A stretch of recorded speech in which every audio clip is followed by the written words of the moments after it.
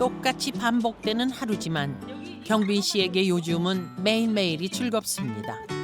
얼마 전 시작한 장사가 제법 쏠쏠하기 때문이라는데요. 그래서 뭐야 거기다 전화해서 생수 얼린 게 있어 갖다 달라고? 잘 얼려둔 식혜부터 옮겨 씻고 서둘러 출발 준비를 합니다.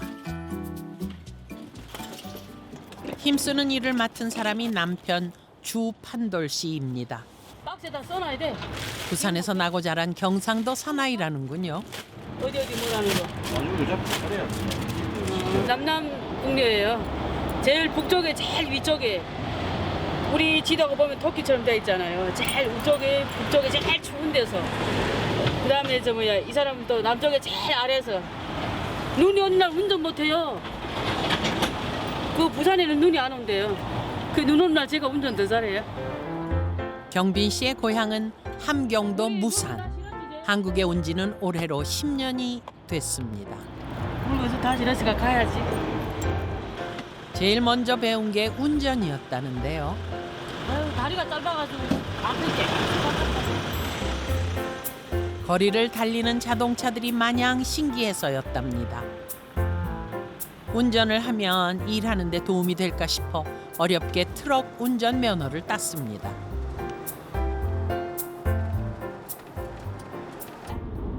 물론 도움이 됐지요. 화물차를 개조해 거리에서 음식 장사를 하게 된 것도 다 트럭 운전을 오래 한 경험 덕분이었기 때문입니다. 일로 빠꾸. 아이고 또 하루 힘차게 시작합시다. 요즘 경빈 씨의 트럭은 경기도의 한 공원 앞에 자리를 잡았습니다. 정부가 탈북민을 대상으로 실시한 푸드트럭 지원 사업에 선정되면서 금토일 사흘간 이곳에서 장사를 할 수 있게 됐다는데요. 오고 가는 사람이 많은 곳이라 수입이 쏠쏠합니다. 10년을 고생한 끝에 찾아온 행운이었던 거죠.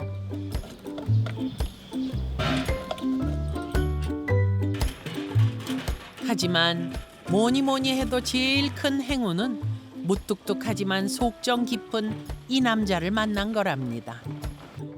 자기야, 발 조실게. 남편 살뜰히 챙기는 건 늘 아내 경빈 씨.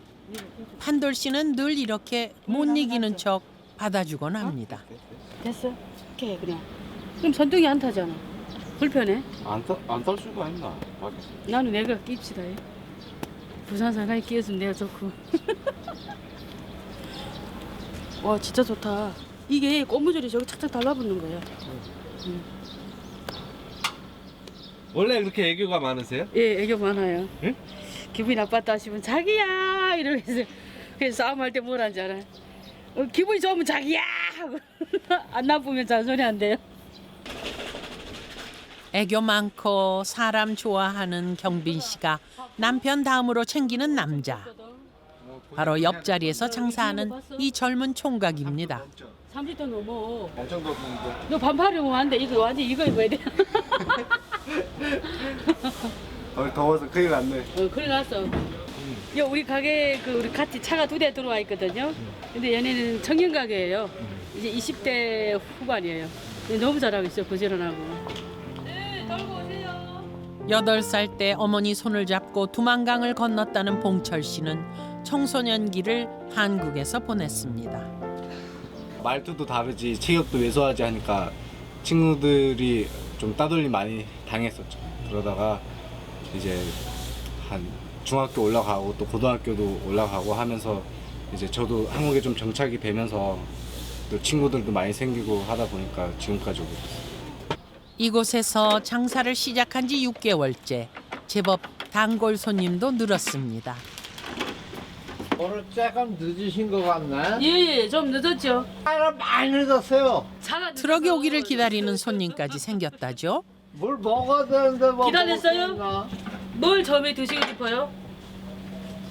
만두 점에 해드릴게요. 맛있어요. 전부 다 계란도 좋고 만두도 좋고 오뎅도 좋고 다 좋아요. 식당 주방에서 일한 경험이 있어 음식 솜씨는 남부럽지 않습니다.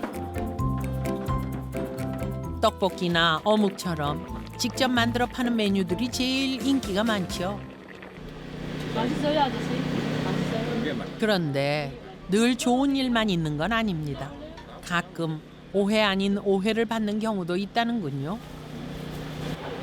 아, 정말 조선족이잖아. 한경도에서 왔지. 한경도랑 간판이 붙어 있잖아. 할머니요. 예. 한경도 돼. 무산. 응? 한경도 끝에. 한국 사람들이 지금 몇 명인데 4만 명, 5만 명이야. 엄청 많이 오지.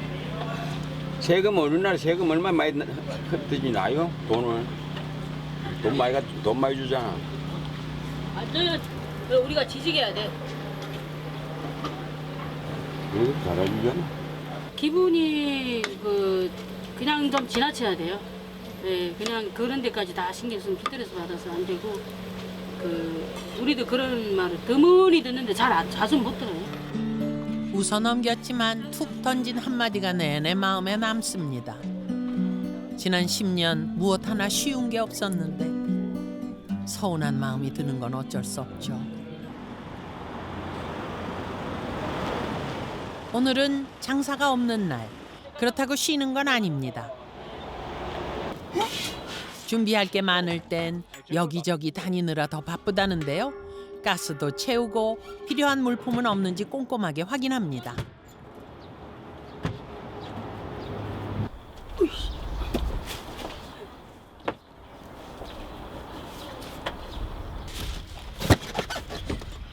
그래도 이 정도는 일도 아닙니다. 푸드트럭을 하기 전 3년 넘게 생선 도매 일을 했는데요. 새벽부터 밤까지 냉동 트럭을 몰고 다니느라 고생 꽤나 했습니다. 여자 몸으로 냉동 수산물 도소매를 한다는 거는 여자 몸으로 하기는 엄청 힘들었죠. 힘들어가지고 아침 새벽 4시 반에 일어나가지고 시장으로 가서 물건도 가지고 오고 또 부족한 부분은 부산에서 가지고 오고 해가지고 하루에 12시간씩 계속 트럭 운전하고 다녔어요. 너무 힘들었어요. 그래서 무거운 짐을 하루에 20kg짜리 고등어 20박스, 50박스 할 때 내가 다 무거운 짐 혼자 날렸어요. 목숨 걸고 국경까지 넘었는데 못 견딜 게 없었습니다. 이 정도 고생은 각오하고 있었죠.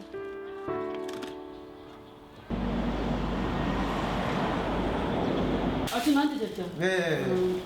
어려울 때마다 손 내밀어준 사람들도 큰 힘이 됐습니다. 처음에 초창기에 저 푸드트럭 할 때 앞에 깜깜해 모르겠더라고요. 근데 이분이 먼저 푸드트럭을 많이 개조도 하고 체인점을 하고 많이 선행한 사람이에요. 프랜차이즈 전공 대학도 나오고 경영학과도 해서 제가 많이 잠을 오고 했죠. 그나저나 지난주가 영업이 좀 그래서 탈북민이라고 특별히 더 신경 써준 건 아니랍니다. 처음 찾아온 경빈 씨 모습이 워낙 인상적이었다는군요. 대부분 제가 이거 하시면 안 됩니다라고 얘기를 하고 돌려보내는데 그날 영업이 다 끝났는데도 계시더라고요. 정리를 하고 있는데 앞에서 앉아가지고 기다리고 계시더라고요. 뒤에 계시라 그랬거든요. 근데 진짜로 기다리고 계시더라고요. 그래서 생각을 해봤죠. 저분 진짜 하실 거예요. 재고 파악하러 갑시다. 알았습니까? 같이 손 잡고 갑시다. 저는 왜 넣습니까? 이게 지금 우리 그거 다야. 마음 먹으면 앞만 보고 돌진하는 경빈 씨 모습에 무덤덤한 부산 사나이도 흔들릴 수밖에 없었다죠. 우리 어디 남편을 잃고 홀로 남으로 내려온 함경도 여자는 그렇게 주문, 새로운 운명을 만났습니다. 처음에는 이제 친구 소개로 그렇게 만나다 보니까 쭉 이때까지 이제 소개를 만난 거 아니야. 아니라고? 자기 우리 같이 나온 애가 언니 부산 놀러 와 해서 놀러 갔잖아. 근데 근데 신랑 그 집에 자기 밥 먹으러 와 있었잖아. 아닌데 맞아. 아니라고. 정리가 그래서 언니야 여기 멋있는 남자 있다. 언니 여기 놀러 오라 해서 내가 청소기 사가지고 놀러 갔어. 근데 처음에 되게 무뚝뚝했어요. 근데 내가 좀 무뚝뚝하지 않은 편이거든요. 그 말을 많이 하니까 좋아하더라고요. 시물시물 웃으면서. 저는 이제 좀 많이 내성적이다 보니까 그런 걸 채워주고 또 이 사람은 이제 또 그런 걸 또 컨트롤 못할 때 내가 옆에서 이제 이렇게 좀 이야기도 해주고 조언도 해주고 서로 그렇게 해가면서 이때까지 살아왔습니다. 지나가다가 이제 이래 이야기를 하다 보니까 5살 연상이더라고요. 근데 뭐 나이가 중요한 게 있겠습니까? 살아가는데. 모두 밖에 나오면 능력 있다 그래요. 근데 능력 있죠. 이 사람 미쳤나? 자기 미쳤어? 미치지. 오, 웃긴다요. 남남북녀라고 해서 별반 다를 게 없습니다. 닭살 커플 소리 들을 만큼 다정하다가도 엉뚱한 일로 티격태격하곤 합니다.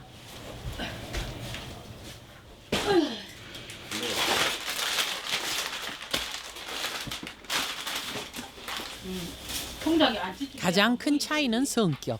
달라도 정말 너무 다른 두 사람입니다. 자기네 저 실적 올리려고 나한테 유도할 거야. 우리 경쟁하자. 누가 더 빨리 끼나. 있다 해가지고. 이리저리 말을 걸어보지만 묵묵부답. 주사장 빨리 끼네요. 오늘 어째 이리 빨리 낍니까? 응? 왜 이립니까? 급한 일 있습니까? 응? 친구들이 부릅니까? 대답하세요. 말 많죠. 말 많습니다. 왜 그럽니까? 이러다가 꼭 한 번씩 투닥거리게 되지요. 운전 중에 얼마나 다투는 일이 많은 줄 알아요? 내비 빨리 캐라, 뭐 어쩌라, 늦었다. 우리 엄청 싸웠어요. 환경이 틀려, 무수개 어찌하고 엄청 장사하다가 많이 싸웠어요. 한 번은 어쩐지 알아요? 고속도로에서 막 내렸어요. 아이, 네가 안 한다, 막 이렇게 고속도로에서 내려가지고 나가면서 자유로에서 내린 거예요. 결정할 때 그러니까 쉽게 말하면 이 사람은 이제 성격이 그럴 때는 좀 급하고 좀 다혈질적으로 막 변할 때가 있어요. 근데 이제 저 같은 경우에는 이왕이면은 돌다리도 건너자, 두드려서 건너자 그런 스타일인데 이 사람은 생각 없이 그냥 막 무조건 내지르고 보는 그런 경향이 아주 많아요. 그러면 이제 나중에 뒤처리는 이제 내가 해야 되니까. 그래도 조금씩 맞춰가다 보면 아귀가 잘 맞는 톱니바퀴처럼 손발 척척 맞는 날도 오겠지요. 넉살 좋게 웃으며 사는 것 같아도 경빈 씨에겐 하루하루가 전쟁이었습니다. 컴퓨터 하나 배우는 것도 쉽지 않았죠. 그런 그녀에게 남편은 든든한 버팀목이 되어주었습니다. 혼자였다면 견디기 힘들었을 겁니다. 그래서 좀 예로웠어요. 예로웠어요. 고향 생각이 너무나 예롭고 자면 계속 아들 생각이 나고 꿈을 꾸면 계속 고향 꿈을 꾸고 한 몇 년은 고향 꿈을 꾸던데 꿈이 계속 그 뒷산이 보이고 콩밭이 보이고 뭐 이래가지고 고향 생각이 계속 나더라. 예롭죠. 제일 그린 게 예로움이에요. 김종국이 노래 좋아하지 이것도. 싸워도 늘 곁에 있는 사람이 있으니 외롭지 않아 좋습니다.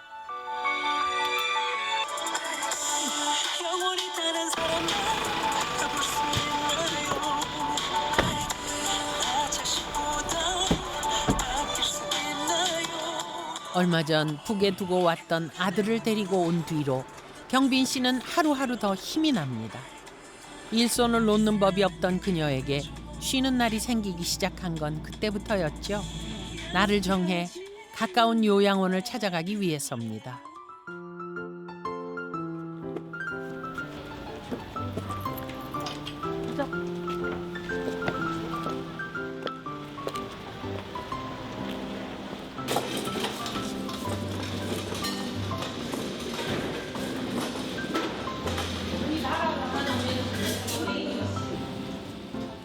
봉사라고 해서 특별할 건 없습니다. 그저 따뜻하게 어묵탕 끓여서 대접하는 게 전부. 하지만 자신이 받은 걸 누군가에겐 꼭 돌려주고 싶었답니다.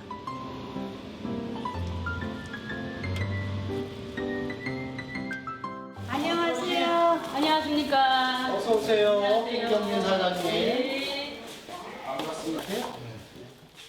음식도 음식이지만 어르신들에겐 이렇게 찾아와 살갑게 말 걸어주는 경빈 씨가 참 반갑습니다. 저 함경도에서 왔어요. 함경도. 함경도. 뭘 네. 멀리서 왔어요. 네. 맛있게 드세요. 어디 저 어묵 드세요. 아 이거 국물이 시원하거든요. 국물 쭉 마셔봐요. 봉사를 해야겠다고 마음먹었을 때 가장 먼저 떠오른 곳이 요양원이었습니다. 늙고 병든 몸으로 외롭게 살아가는 그분들은 두고 온 아버지고 어머니였습니다. 엄마 언제 생각나? 아이고 엄마 언제 생각났구나 또.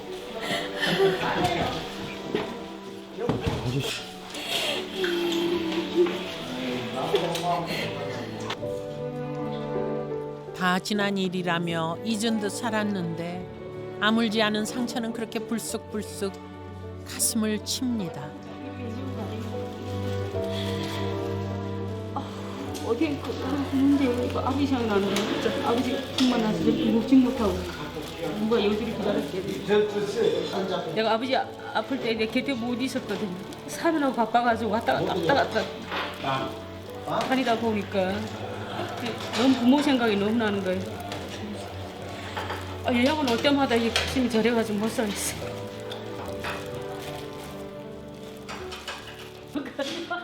살갑게 아버지 손 한번 잡아볼 걸. 이렇게 사무친 그리움이 될 줄 그땐 몰랐습니다. 나중에 함경도 노래 들려드릴게요. 예, 아리랑 곡에.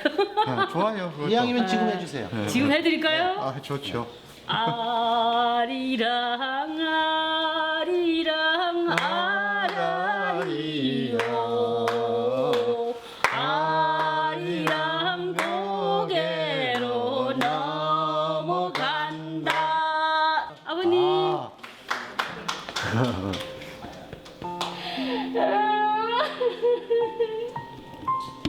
기다리세요. 그래도 품에 안아줄 누군가 곁에 있다는 게 참 고맙습니다.